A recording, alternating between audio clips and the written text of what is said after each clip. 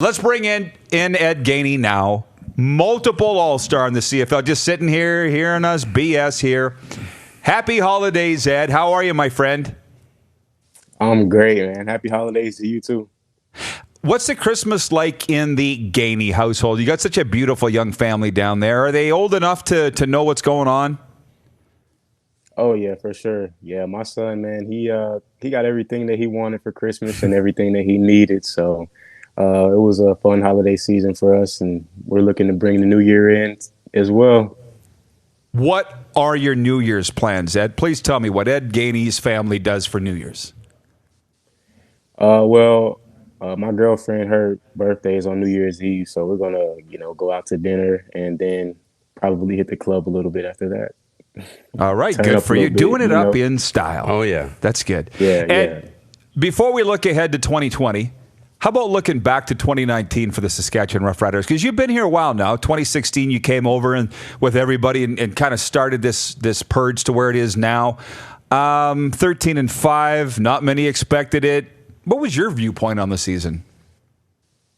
Um, Last year was a good another good learning experience for us.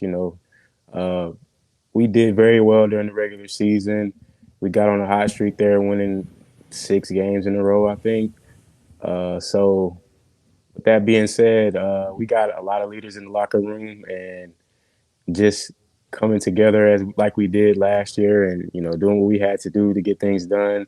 Like guys like Cody stepping up, and just having that passion and that drive to play and to do it for your teammates uh, is a good thing. So I think we built a lot on coming together as a unit, and that's on every aspect of the ball, special teams, offense, and defense. So we got some key guys in the locker room, and I think that was a deciding factor for us this year in our success.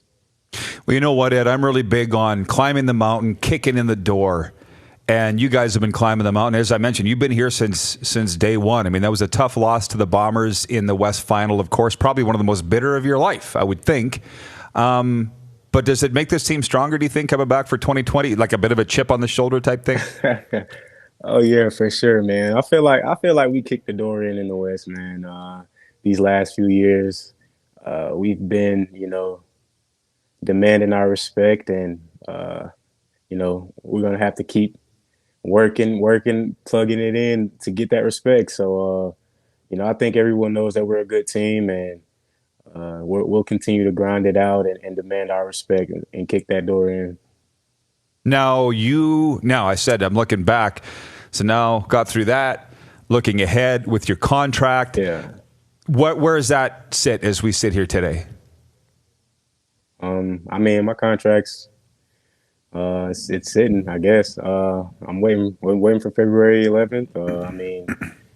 Uh, the team expressed that they want me back, and I want to be back. So we'll see where it goes. Okay, good for you. I think we all just went, did we not, Raz? I mean, as long as we know that Ed, that they want him back, because it would be bad business for him not to shop himself around, right? You were a free agent how many times, Raz? And switched teams how many times?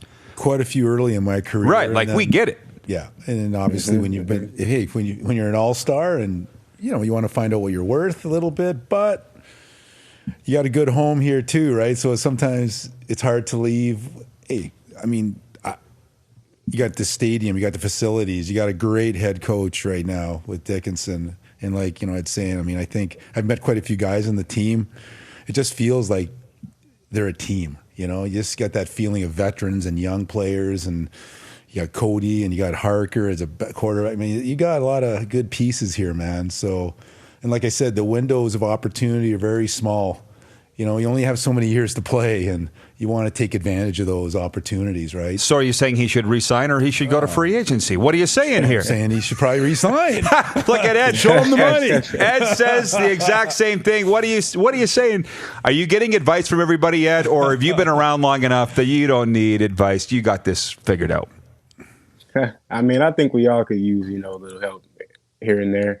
I mean, I've been around for a while though, and I've seen a lot. So, free agency is a part that I haven't really experienced yet. So, I'm not obliged to it, and Like I said, I want to be in Saskatchewan. They want me back. So hopefully we come to something, here before free agency or whenever we do. But at the end of the day, I'm going to do what I have to do, for myself and my family. So, I mean, like I said, I don't want to really get too much into it. I'm gonna just leave it at that. Well, I definitely don't want to. I don't want you to think that we're grilling you here today. But good, like take. Oh yeah. No, I don't want that. But take us I'm back. Just saying, man. Oh, go ahead. I'm sorry. Take us back to February 2016 because you were one of those guys on a splashy news conference in the locker room. Yourself, Otha Foster comes to mind. Capicotti. Yeah. That was a very exciting day. So you went to free agency then. Yeah, that was a little bit different, though. That was a little bit different. It was a different situation. I mean, I hate to bring it up, but that I guess it was the Eastern Finals. Yeah, when we played Ottawa when I was with Hamilton. Right. I gave up that big pass to Ellison, and then my option year was up. So my option wasn't. They didn't want my option, so it was just a little bit different situation, man. I felt like, since Hamilton didn't want me back, I felt like too many teams weren't going to, be interested in me. In Saskatchewan, they pulled that trigger, so it was definitely an exciting day when I came up here and signed, and it was the start of something great. Yeah, well, you are a huge part of what's going on here. And by the way, Tommy Campbell gave up a 75-yard touchdown to DeVere Posey in the 2017 Grey Cup, and nobody thinks ill of Tommy Campbell. They still think of him as one of the best corners in the CFL. Chris Jones wasn't deterred, and you've come here and been one of the most key parts of this football team. And I don't just mean the secondary, I mean the whole franchise, Ed.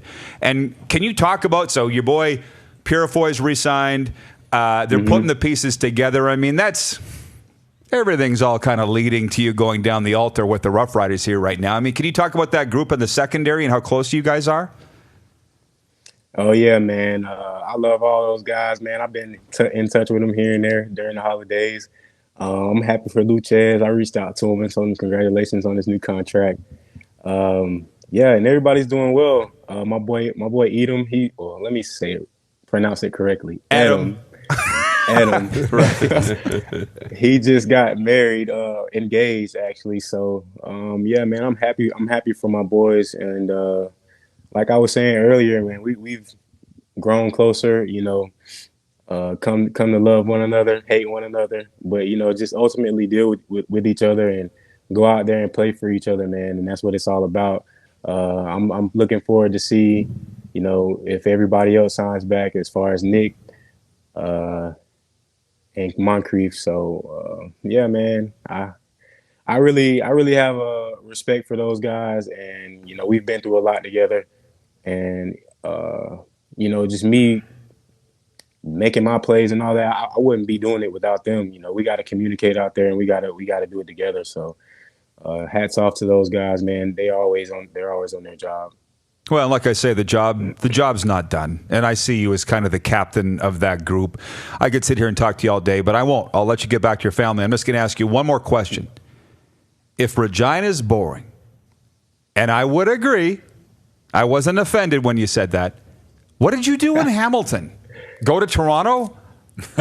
Yes, I did. Okay. Nah, man, they got some nice facilities there too. I used to hang around in Hamilton, but Winston-Salem, North Carolina is boring as well, so don't feel bad. All right, Ed. Hey, thank you, and early happy birthday to your girl, and happy New Year's. And I'm hoping for some good news in 2020. But thanks for being good enough to come on today. Yeah, man. Thank you for having me. I'm sorry about last week. I caught that little stomach bug, and you know how nasty those get. But thanks for having me, man. Happy holidays to you as well. You got it. Thanks, Ed. You're watching Rod Pedersen On Demand. For more of The Rod Pedersen Show, visit rodpedersen.com or follow Rod Pedersen on social media.